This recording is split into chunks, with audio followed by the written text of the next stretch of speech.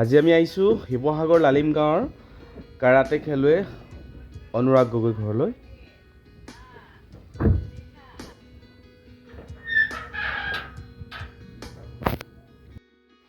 আমি অহা গম পাই অনুৰাগ আমালৈ বাট চাই আছিল আৰু অনুৰাগে এখন খেললৈ যাব নেপালত অনুষ্ঠিত হ'ব লগা আৰু তাৰ সবিশেষ জনাবৰ বাবে আজি আমি ইয়াত উপস্থিত হৈছোঁহি।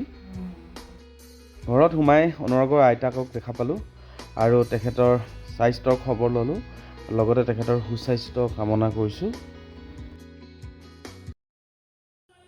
আইতাই খুব ধুনীয়া তামোল এখন খোৱালে আৰু এতিয়া আমি আপোনালোকৰ আচল উদ্দেশ্যলৈ আহোঁ। ভাইটিৰ নাম হৈছে অনুৰাগ ন? চিনাকিটো দিয়া তুমি? অনুৰাগে নৱম শ্ৰেণীত পঢ়ি আছে, এখন চৰকাৰী বিদ্যালয়ত পঢ়ে আৰু বৰ্তমান অনুৰাগে অহা 25 তাৰিখে নেপালত অনুষ্ঠিত হ'ব লগা এখন আন্তঃৰাষ্ট্ৰীয় পৰ্যায়ৰ কেৰাটে চেম্পিয়নশ্বিপত অংশগ্ৰহণ কৰিবলৈ গৈ আছে। আৰু আমি সেইকাৰণে আহিলোঁ অনুৰাগক যাতে আমি অকণমান উৎসাহ দিব পাৰোঁ আৰু মৰম চেনেহ যাচিব পাৰোঁ যোৱা এটা ভ্ৰমণৰ আগমুহূৰ্তত। এতিয়া তুমি কোনখন স্কুলত পঢ়ি আছা? Sivasagar gov ASMB school. আচ্ছা, তোমাৰ এইখন আমাৰ চৰকাৰী বিদ্যালয় হয়। চৰকাৰী বিদ্যালয়ত তোমাক এই খেলৰ ক্ষেত্ৰত কিবা সহায় সহযোগিতা আগবঢ়াইছে নেকি? আগবঢ়াইছে? নাই বঢ়োৱা। আচ্ছা, আমি সেই কথাটো জানিব বিচাৰিছিলোঁ যে চৰকাৰী বিদ্যালয়সমূহে যাতে এই ক্ষেত্ৰত অকণমান গুৰুত্ব দিয়ে, কাৰণ অনুৰাগৰ যথেষ্ট প্ৰতিভা আছে আৰু এই প্ৰতিভাখিনি আজি তোমাৰ খেলা কিমান দিন হৈছে? ছমাহত অনুৰাগে বহুকেইটা চেম্পিয়নশ্বিপত অংশগ্ৰহণ কৰি ইতিমধ্যে যথেষ্ট সুনাম কঢ়িয়াইছে। মই সেইখিনি আপোনালোকক সঠিকভাৱে দেখুৱাম, মাকৰ পৰা মই তথ্যখিনি ল'ম। কিন্তু এতিয়া মই আপোনাৰ অনুৰাগক সুধিব বিচাৰিছোঁ যে তোমাৰ গুৰু কোন? তোমাক এই ক্ষেত্ৰত শিক্ষা কোনে দান কৰিছে? ঋষি দত্ত। ঋষি দত্তৰ তেওঁ নিজৰ কিবা তেনেকুৱা অনুষ্ঠান আছে নেকি য'ত শিকায়? তেওঁ আগতে শিকিছিলে, এতিয়া আমাক তেওঁ ক'ত শিকায় তোমাক? Boarding field. হয়, আমাৰ কাৰণে এইটো এটা সুখবৰ যে ঋষি দত্তৰ এগৰাকী শিষ্যই বৰ্তমান ইণ্টাৰনেশ্যনেল পৰ্যায়ত 6 মাহৰ ভিতৰতে এখন ইণ্টাৰনেশ্যনেল পৰ্যায়ৰ চেম্পিয়নশ্বিপত অংশগ্ৰহণ কৰিবলৈ পাইছে, হয়নে?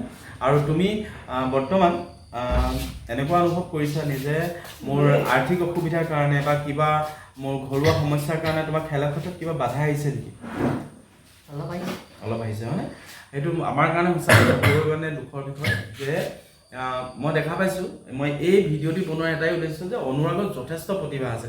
6 মাহৰ ভিতৰত বহুকেইটা প্ৰতিযোগিতাত অংশগ্ৰহণ কৰি ভাল সুনাম কঢ়িয়াই আনিছে, বহুকেইটা পদক অৰ্জন কৰিছে। কিন্তু তথাপিও আজি যি ধৰণে অনুৰাগে গুৰুত্ব পাব লাগিছিলে, ভাৰতবৰ্ষৰ বিভিন্ন ৰাজ্যৰ লগতে বিদেশত এগৰাকী খেলুৱৈ যেনেকৈ সন্মান পায়, সেই সন্মান কিন্তু অনুৰাগে বা সেই সুবিধাখিনি অনুৰাগে পোৱা নাই। গতিকে মই এই ভিডিঅ'টি বনাইছোঁ যাতে প্ৰতিগৰাকী ব্যক্তিয়ে অনুভৱ কৰে যে আমাৰ যিসমূহ প্ৰতিভা আছে এই প্ৰতিভাসমূহ যাতে সঠিক গুৰুত্ব পায়। আৰু তোমাৰ পঢ়া শুনাৰ ক্ষেত্ৰত এই খেলটোৰ পৰা কিবা সুবিধা হৈছে নে অসুবিধা হৈছে? সুবিধা হৈছে।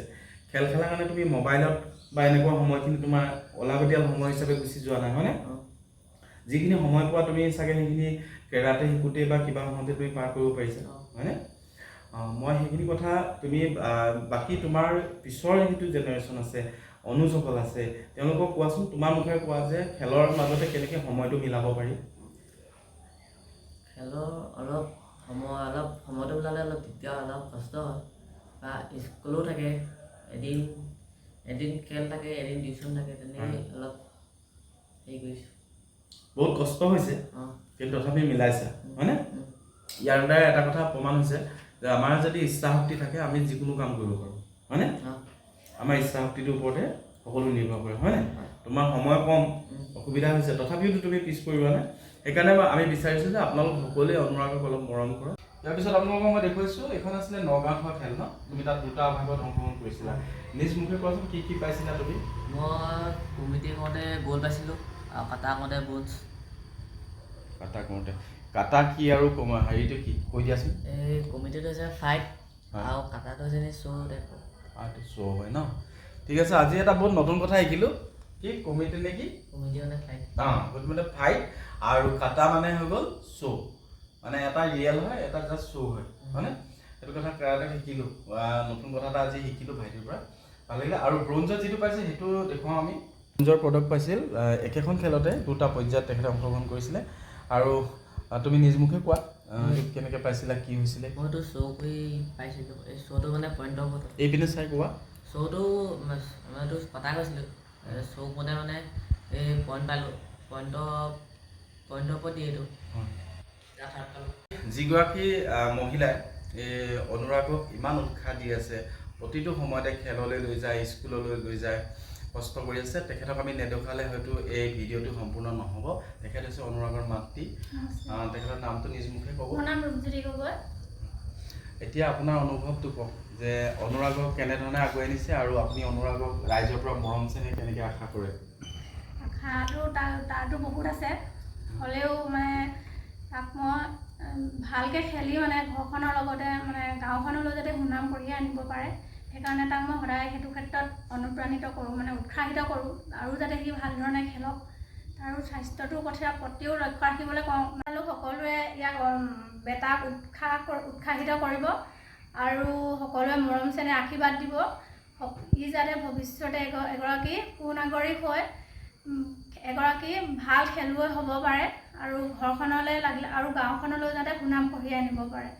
সকলো অভিভাৱকলৈ এটা অনুৰোধ কৰোঁ যাতে ল'ৰা ছোৱালীক অকণমান ভাল ধৰণে এনেকুৱা খেলবিলাকত দিলে সিহঁতি মানে বহুতো বেয়া বস্তু বেয়া সংগৰ পৰা সদায় নিজক আঁতৰত ৰাখিব পাৰে।